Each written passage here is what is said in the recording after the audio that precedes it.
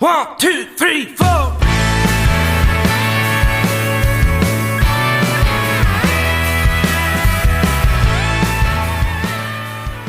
All right, welcome back to Country and Cold Cans. I'm Logan, sitting here with Andy, Kyle, and this week, Classic Rock Carter. Make sure you go follow us on Facebook, Twitter, and Instagram. Go on over to Spotify, Apple Podcasts. Give us 5 stars, great review. Make sure you smash subscribe and follow on that as well. We are available almost everywhere where podcasts are available. Also, check out the website, countrycoldcans.com. Get yourself an awesome trucker hat or a rope hat. They're in the style of Richardson 112 and Richardson 113. We'll be having some deals running for you this Christmas. So that's countrycoldcans.com. All right, Carter, you're back. Glad to be back. Well, you're back. In black. Yeah. I had to push my way back onto the podcast after being exiled for so long. Yeah, it has been a little while since you've been on. Yeah, life. You're wearing a Bunch of Wolfpack shirt stuff. today. Normally, I thought you severed ties with your undergrad alma mater and became a mountain cat or whatever y'all are. No, I ain't severed ties with the Wolfpack. I'm Wolfpack for life, brother. No, I was a catamount. That's what it is, catamounts. I still am a catamount, but This is only an I hour-long wasn't- podcast, Carter. We don't have time for you to talk about your thesis. I wasn't involved as much. I wasn't involved as much in campus life up at Western Carolina as I was Yeah. at NC State. So Which is fair. I mean, it was grad school versus undergrad, so it makes sense. But Carter was out there lurking like those videos on old 50 years where it's like an old man. what do you mean it was lurking? He's still lurking. Yeah, he still is lurking. But no, it's good to have you back, Classic Rock. All right, so quick question for all you guys. Have you guys tried any new beers lately? Kyle, I know you kind of have a whole wall of beer. Yes, I just tried. Hold on. It was very good. While Kyle was searching his beer wall, I had a 4-pack of a beer this past weekend that I hadn't had in a while. They have it at a little bottle shop in Raleigh. It's a Wilmington Brewing Company in Wilmington, North Carolina beer it's an IPA called Tropical Lightning. Kyle, if you're gonna have to try one of those if you ever make it this way to the city of Oaks. Yeah, I'll be interested. Yeah. It's a good beer. I just had the Hop Avenger. The Hop Voodoo. Avenger. Who make but- Voodoo Ranger? Yes, it's quite good. It's not that was it the Imperial IPA I was telling you about? Yeah. Yeah, those will Sneak up on you? in a heartbeat very quickly. Yeah. I think Andy has an experience with those when he was doing paperwork one time.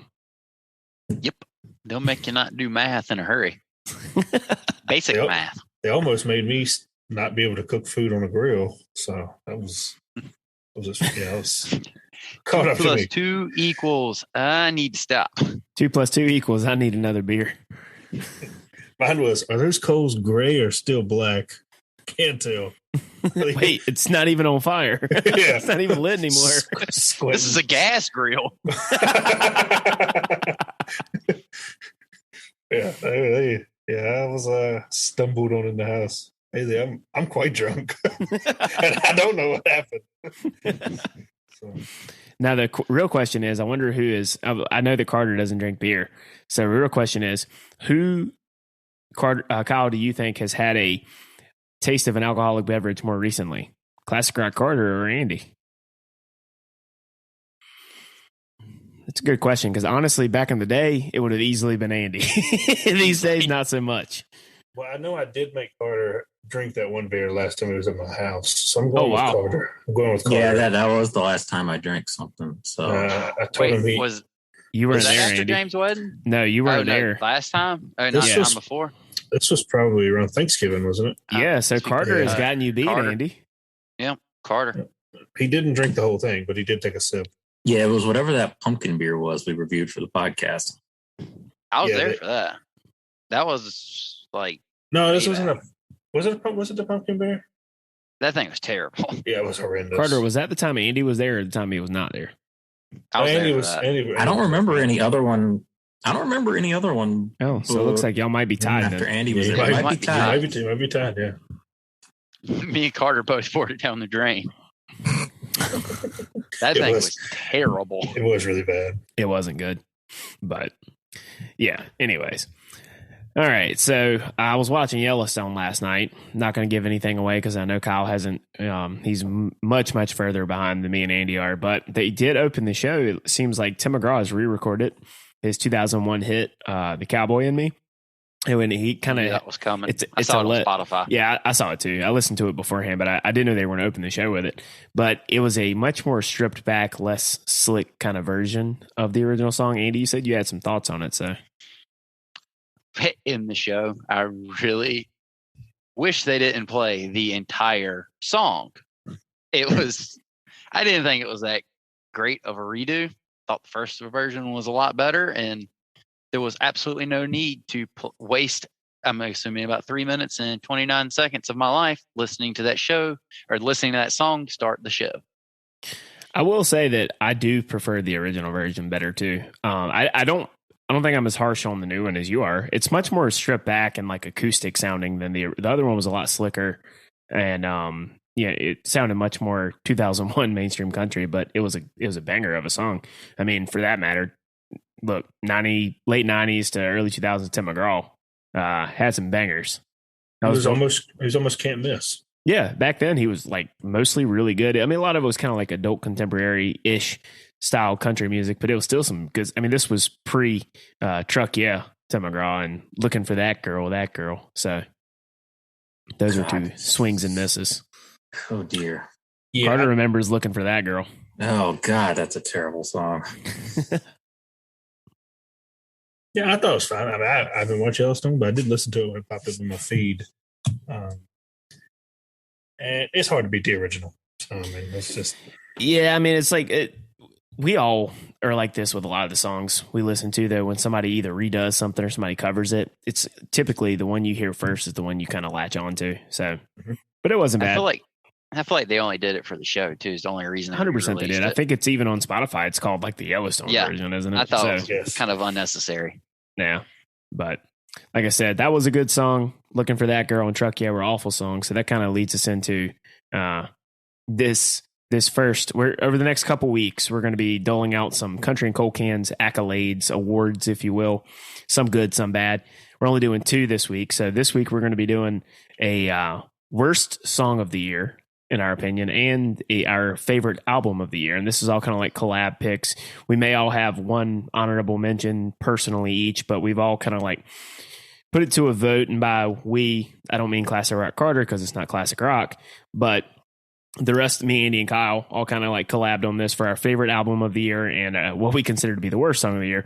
The reason we don't have worst album of the year is because we don't want to sit there and have to listen to really shitty albums for that much to be able to put that much effort into worst album of the year. So we just went with worst song.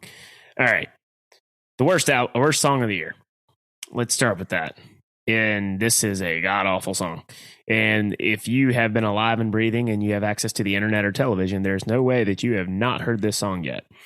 It is by one of the worst defenders in mainstream country music and using the word country very, very loosely. It is Fancy Like by Walker Hayes. God knows you cannot turn on the TV, be on the internet, be on social media without running into this atrocity on the ears.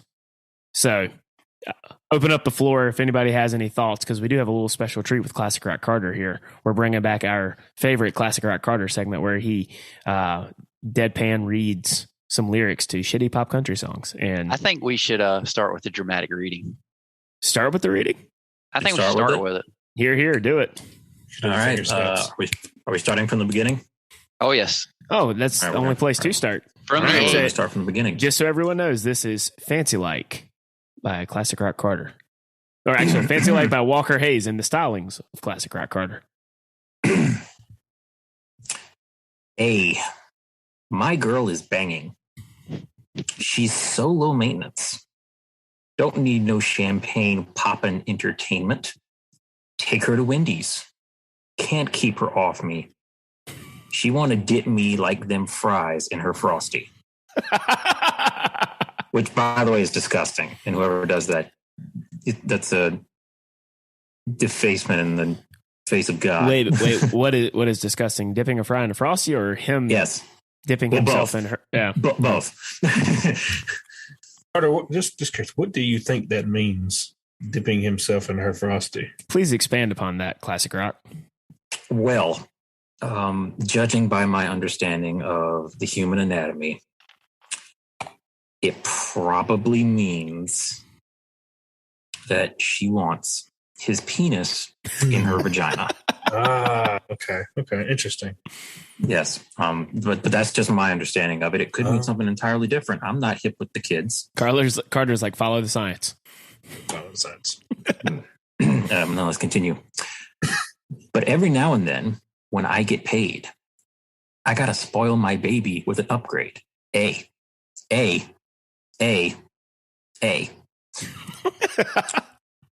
Yeah, we fancy like Applebee's on a date night. Got that Bourbon Street steak with the Oreo shake. Get some whipped cream on the top too. 2 straws, 1 check. Girl, I got you. Bougie like Natty in the styrofoam. Squeaking in the truck bed all the way home. Some Wait, while he's driving? Yes. Is that like the second sex reference they've had in this song? Wait, but how are yes. you doing that on the way home while That's what I'm driving wondering. in the truck bed? Yeah, it doesn't make sense. They got somebody else driving them while they have sex in the trunk bed, apparently. That is responsible. weird. That's weird. Better than drunk driving. It's I just guess. possible. Yeah, true. Some Alabama jamma. She my Dixieland delight. How dare he bring Alabama into this? A, that's how we do. Fancy like, oh. Fancy like, oh. Fancy like, oh.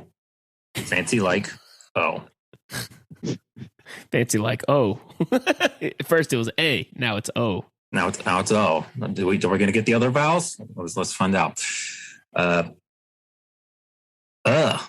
Don't need no Tesla. To impress her.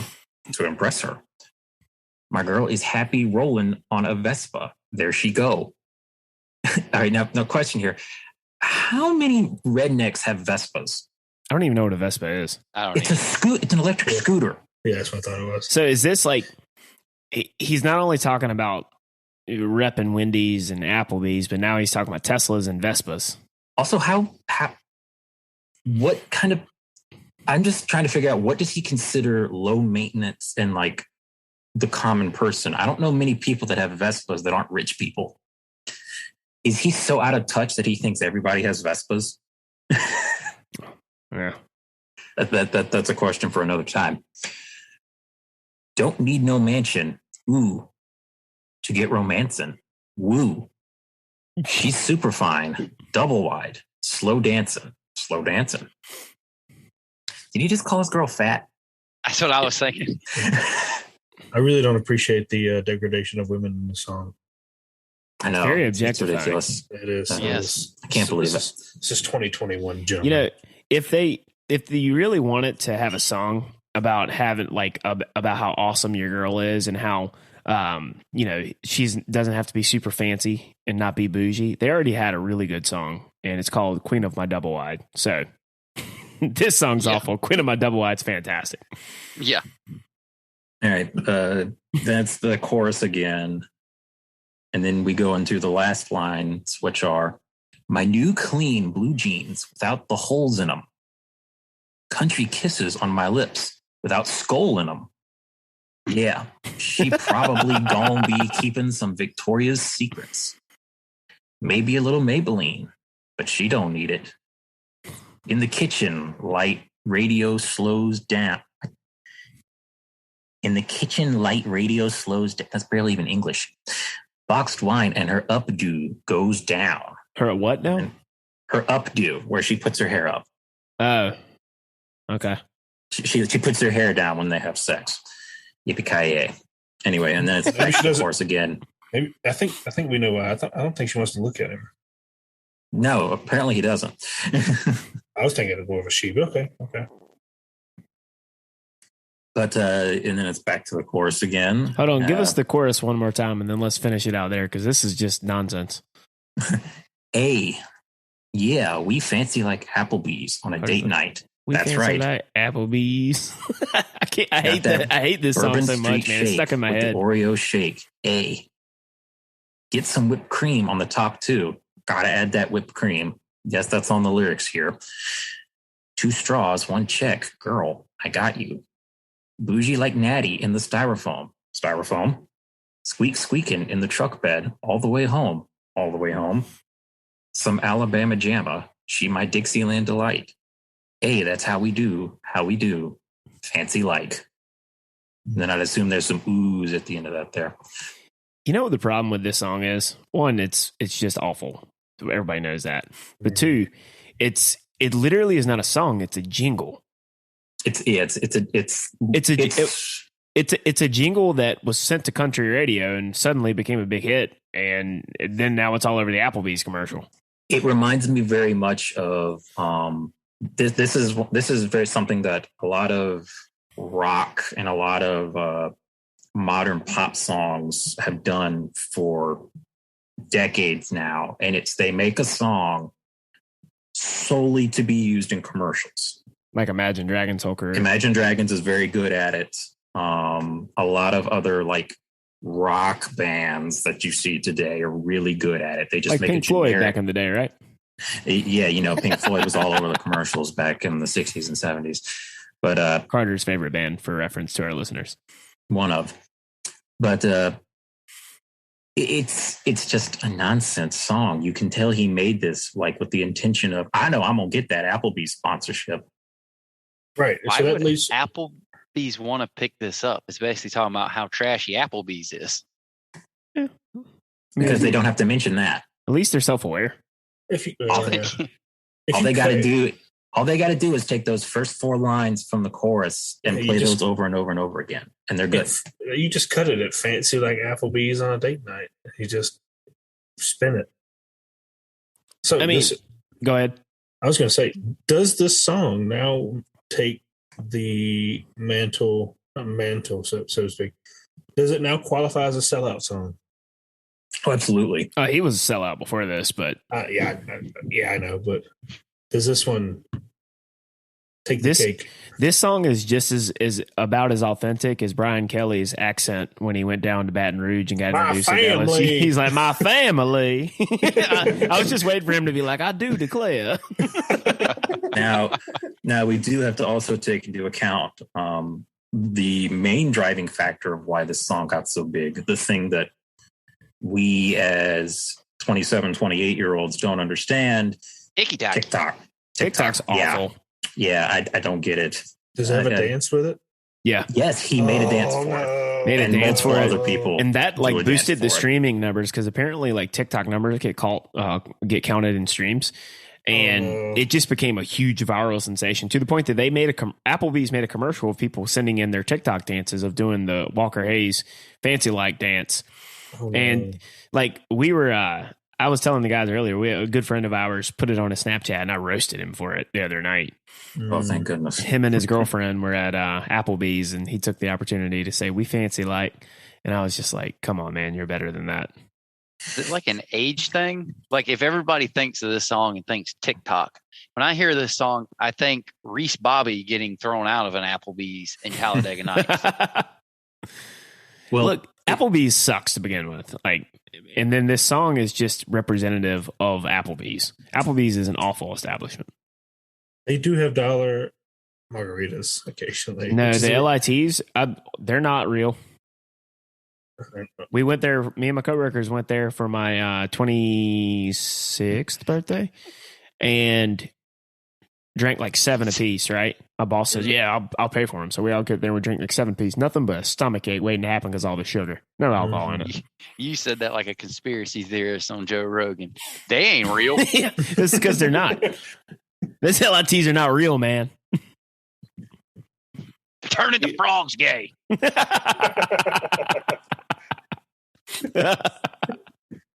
We got Alex Jones on the podcast over there. Oh shit! But no, yeah, but you're right. TikTok was a big reason for this song catching on, and TikTok That itself is awful. That makes it even more insufferable that there's a dance to it. How old is he? Sorry. Walker Hayes, he's in his 30s. Yes. It's even more. It's even more. There's got to be a hard mark of demarcation for TikTok. I'm sorry. I'm gonna sound like a geriatric person, Once you hit 25, I'm sorry, you can't be on TikTok. And you'll be surprised how many people are on TikTok and actually make really good use of it to promote themselves and their brand. But I just can't get into it, man. I have people all the time trying to tell me I need to get on TikTok. I need to go. I'm like, you know what? I don't care if it does make me sound like a AARP card carrying member. Mm-hmm. I'm not getting on TikTok. I'm too damn old for that. We're too old for this stuff. He said stuff, kids. Yeah. I just can't. I can't with all these apps, smartphones. Just can't anymore. See, I'm not even as much of like anti-social media as you and Andy, but I'm anti-TikTok. Anti-social. I like Instagram. About it. I barely ever get on that. Occasionally there are funny memes. Kyle says that, but he was on Instagram today. You're right. I was looking at memes. You didn't realize that they have now a function. If you go to the messages, you can see who's active. And I said, "Oh, Kyle says he's not on social media, but conveniently he's on it right now." Yeah, Bailey sent me a thing, some dog eating whipped cream, so I watched it, and then got on the memes page. Got in the meme channels. Yeah, but either way, this year's worst song of the year from the Country and Cold Cans team is Fancy Like. We just got one question for you, Walker Hayes. Come on, man. What were you thinking? What were you thinking? Yeah, it's an awful song. But anybody have any last thoughts on that before we move past this atrocity to the human ears? Yeah. Damn it. All right. So this leads us into the main thing that we wanted to be able to kind of like highlight today. And if you've listened to more than one episode of Country and Cold Cans, you know that we absolutely love this record. And it's something that we've been really high on since the very beginning. But it's time for our 2021 album of the year from the team here at Country and Cold Cans. And it is none other than, in my opinion, the best record of the last year from Morgan Wade, Reckless. So I know that Andy, I'll second it. Kyle, you guys have some thoughts prepared on why this was our collective favorite record of the year. I'll turn it over to you guys. Yeah, I have to say it's our favorite just because, one, we're three very different people and who can never seem to agree on anything. So I thought it spoke volumes that all three of us were so high on it. Two, I give it top notch marks just because it came out of the gate. It wasn't even one of those slow burn albums that at first I'm kind of blah on it and then it just grows on me. I mean, this was like from the first playthrough, it was just phenomenal. And it's even more impressive. This is our first album. So, I mean, I have nothing but top notch marks to say on it. If you want our full in-depth thoughts, you can always find our review podcast we did. What seems like 6 years ago, but actually was only 9 months ago in March. Yeah. But like I said, this album just slaps. And even Bailey will listen to it. Really? Bailey likes it? Yes. She doesn't hit skip when I play this album in the truck. So, well, that's good. That's high marks. High marks from a hard woman to please. Andy? This, like the album, like Kyle said, dude, it's like it was hot from the first listen, and it just simply has not faded at all. The songs are just as good 9 months later as they were when they started, and the writing is so solid all the way through. Like I wrote this down because these lyrics right here still stand out to me. It's like from "Don't Cry," like at some point your hero must die to escape the hands of time. I still don't even know what that means. And 9 months later, still haven't figured it out. Still possibly my favorite line from the entire year. Yeah, the thing that kind of gets me about this song, like I said back on the original pod when we talked about this record when it dropped, from the very first song, Wilder Days just grabs you. I think that was the perfect song for it to like be started to kick off the album track list with. It just grabs you and gives you this story from a different perspective that you're used to not hearing. But at the same time, the reason sonically I think this album is fantastic. It's not straight up country. It's not really straight up rock and roll. It's got some country influences here and there, like especially on things like "Met You" to close out the song. But then there's like a straight up pop song with "Last Cigarette," which is still a good song. But I think this is kind of along the lines of like that country influenced heartland rock kind of sound that I really, really dig.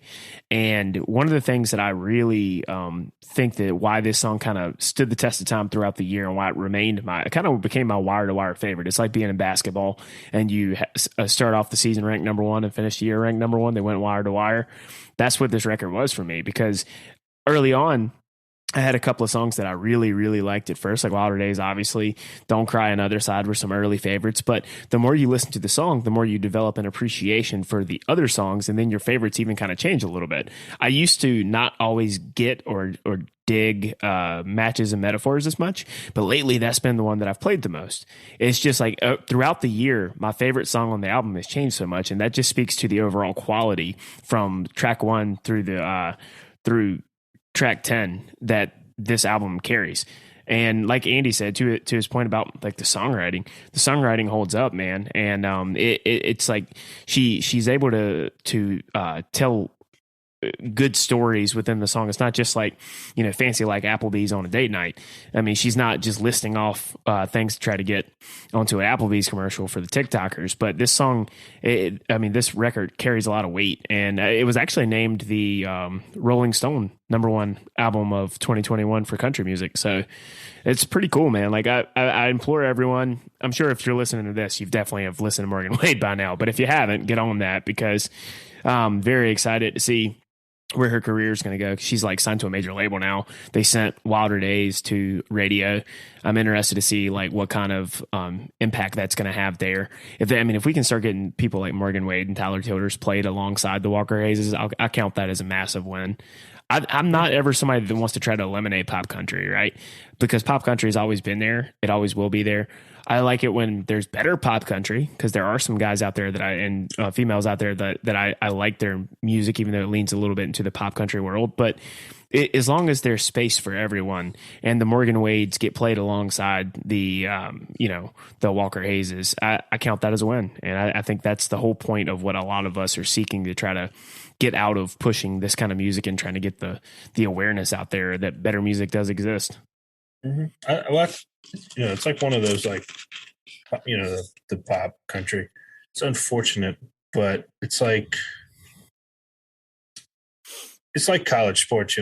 Football pays the bills for everything else right now. So you kind of have to accept it. It's going to be there. Sure. You don't really have to like it, and that's not me saying I don't like football. I love college football, but people are always like, well, so and so. I'm like, yeah, but that sport's there because football pays the bills. Oh, 100%. I mean, it's like, not to get on a tangent on that, but like most basketball programs make money, but there's only one baseball program that makes money in the country. And I think that's like LSU. To your point, football pays the bills. So like the folks that really want to make it big time with financially and sell out stadiums, you're probably going to have to go the pop country route. But I wasn't even talking about the artists. I was more talking about the record labels. Oh, yeah, I get what you're saying. Yeah, the record labels, like, they got to pay the bills. And, it's good that there's a benefit, and it's a con.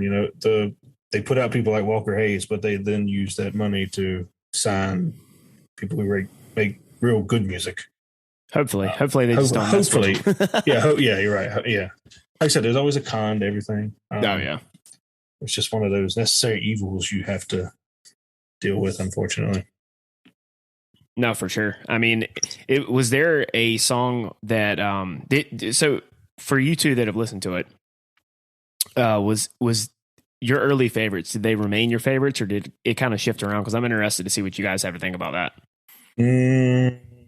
If I recall, I believe my favorite from the get-go was Matches and Metaphors, and I think that probably stayed my favorite.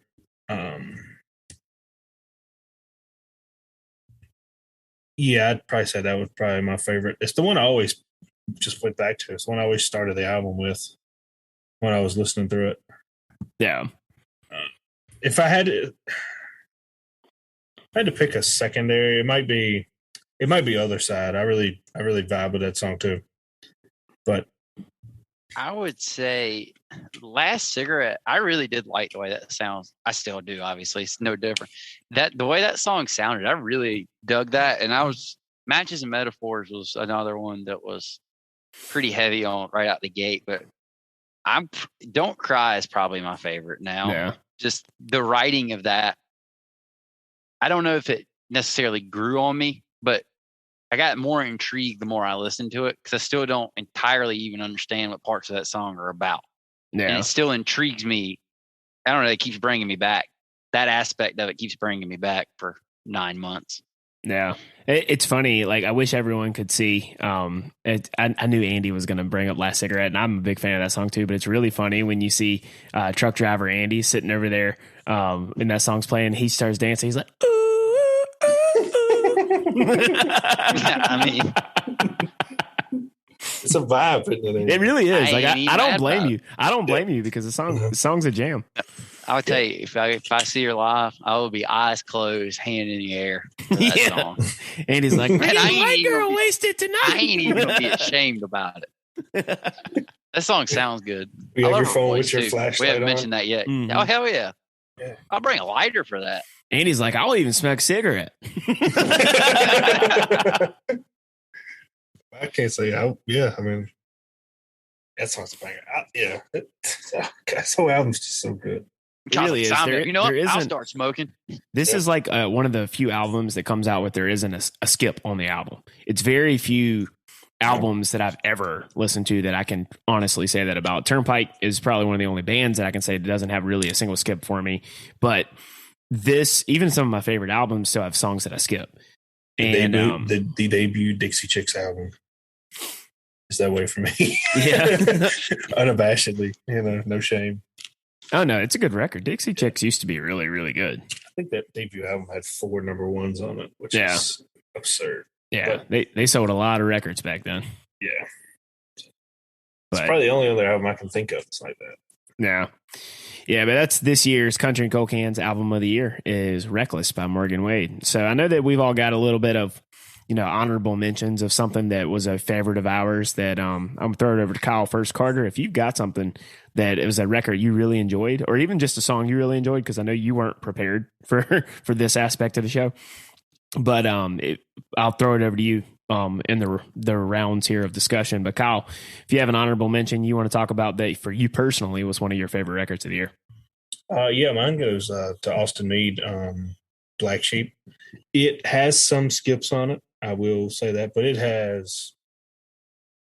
probably has 4 just bangers on it. I mean, it's got Happier Alone, Good Side, Lying to Myself, and then if you count the Coetzel one, which I don't really know, it's a separate single, but that, and like I said, Austin Meade kind of came out of nowhere for me this year too. I was a big fan of the Valentine's Day when he dropped we dropped the remix with Co.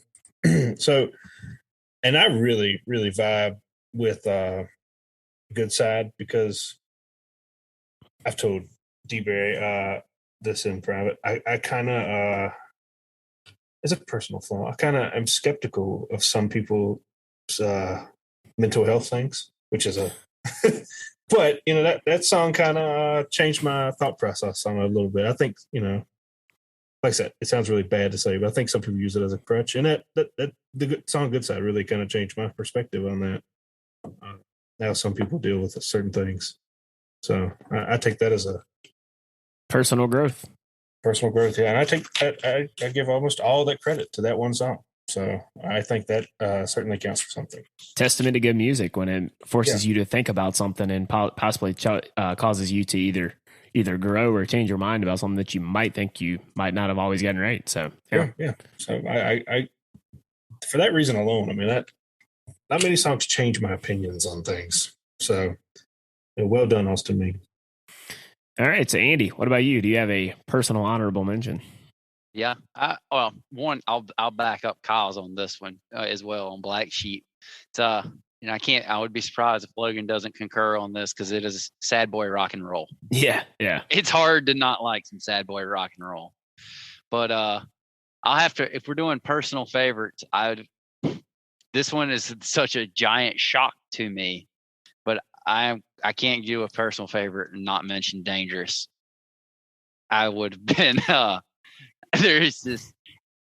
I would have told you're flat out lying if you would have said that would have been my number one artist for the year in my entire life. And this is the moment that half our audience clicked off of this episode of the podcast.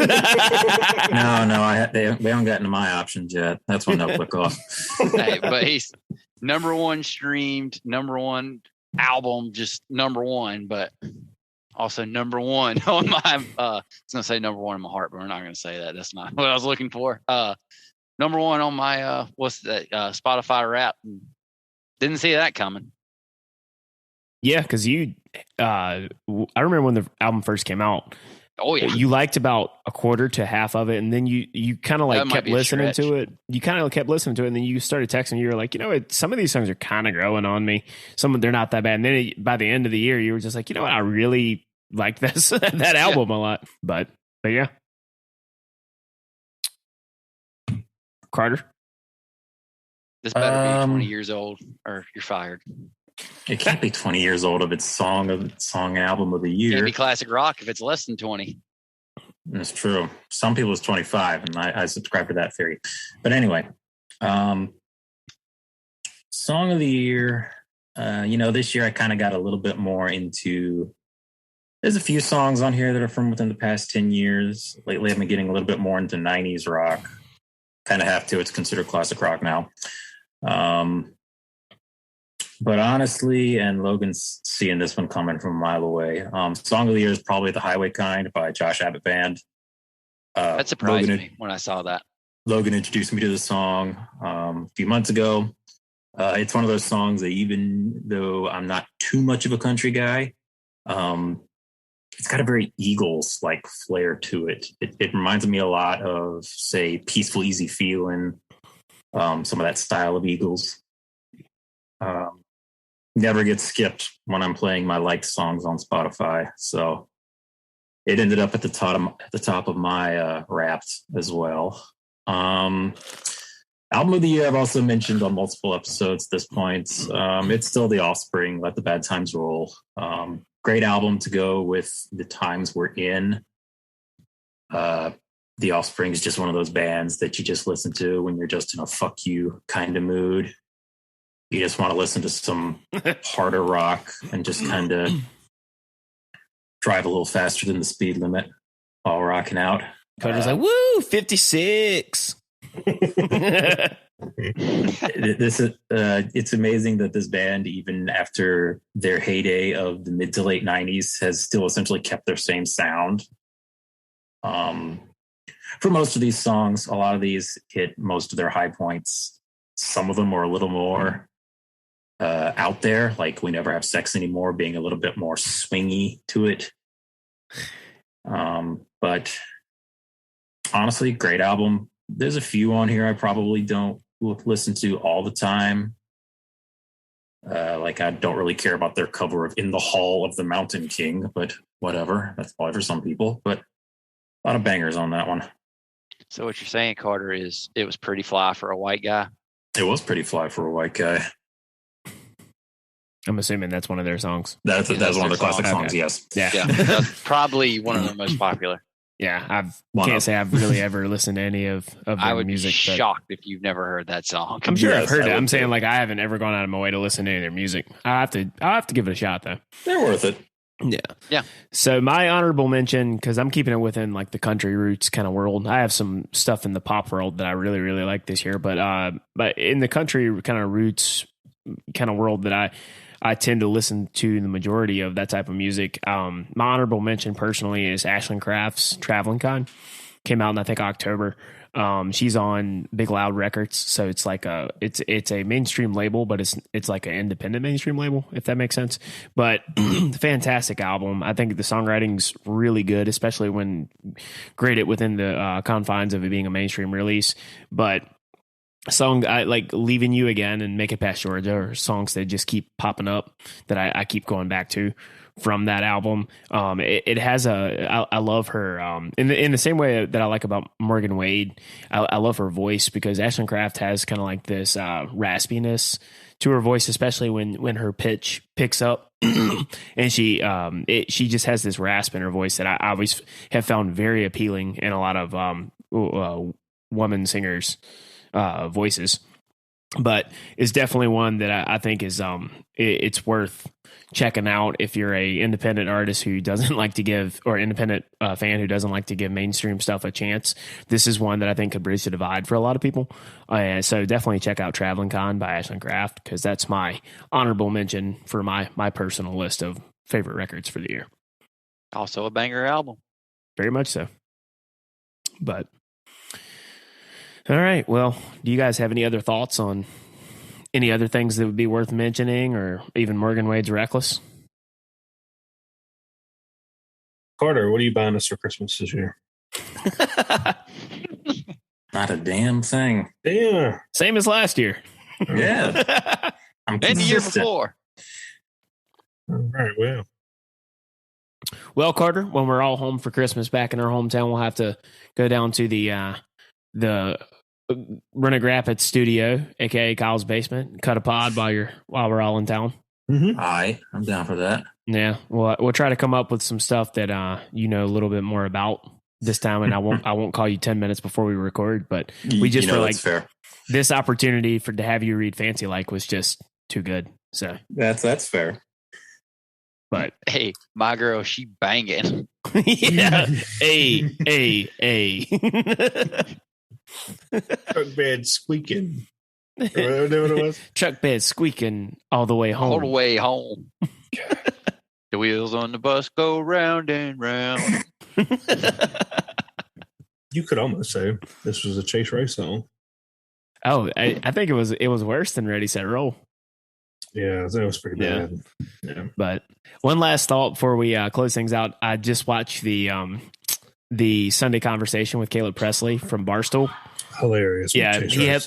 had the one with Chase Rice was really funny, but he had Luke Combs on this past Sunday. Oh yeah. Yeah, that one was really funny too. And I didn't realize that like Chase Rice, Luke Combs, and Caleb Presley all knew each other in high school, which is kind of interesting. That's a but, wild. yeah. For them to in Western North Carolina of all places. But yeah, so definitely go check out the Sunday Conversation with Luke Combs with Caleb Presley, because that was pretty funny. So it was one aspect of it that was really funny. He was sitting there and he was like asking about, you know, why he has a fear of horses. And then he's like, but did you ever let the horse out of the barn? And then it's like he transitions that reference into saying he exposed himself to everybody at the Grand Ole Opry. He's like, so why did you let the horse out of the barn? My favorite part is what's his name? Something balls. Yeah, He just sits there, the fat guy sitting there eating ice cream the whole time. Glenny Balls. Yeah, Glenny Glenny balls. Balls. Yeah, because and that's why it's called Sunday Conversation, because it's spelled Sundae. Caleb asked the questions and Glenny Balls eats the ice cream. yeah. Those are hilarious. They really are. Top notch content. Yep. Maybe next year we'll rent Rough and Rowdy and we'll live stream our reaction to it, because that I saw clips from it and that just seems like a shit show. So Have you seen? I'm sorry. Have you seen the midget boxing? no.